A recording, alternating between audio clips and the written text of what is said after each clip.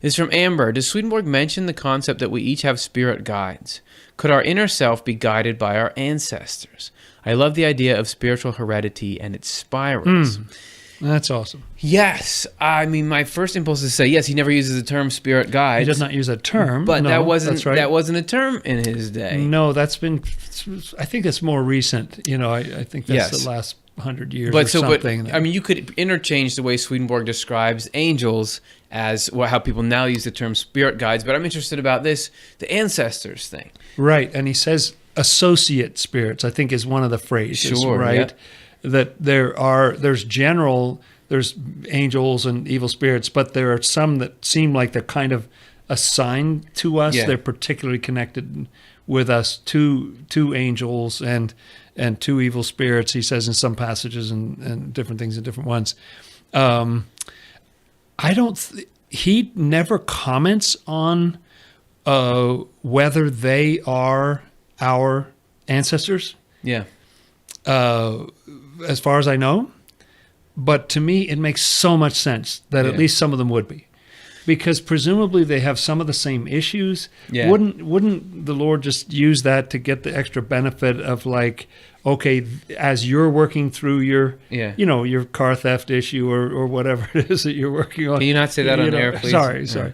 Then, there, where you got that from, or chariots or horse theft or whatever it was back then. Sorry, I'm being silly here, but no, that's right. With very serious stuff. But why wouldn't they be working on their issues at the same time as you're going through yours?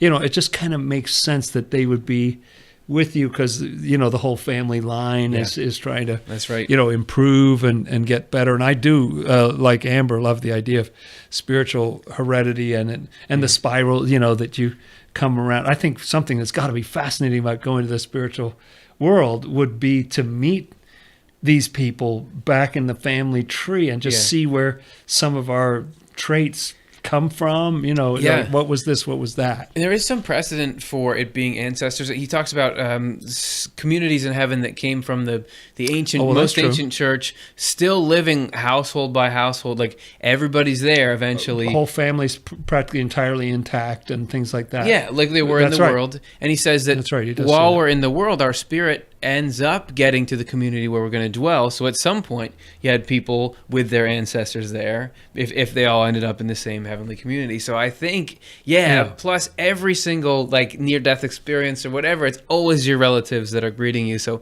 I would imagine... That's true. Isn't that the truth? Yeah. And he sees his dad, he sees his mother and his stepmother and his brother. And absolutely, that's part of it.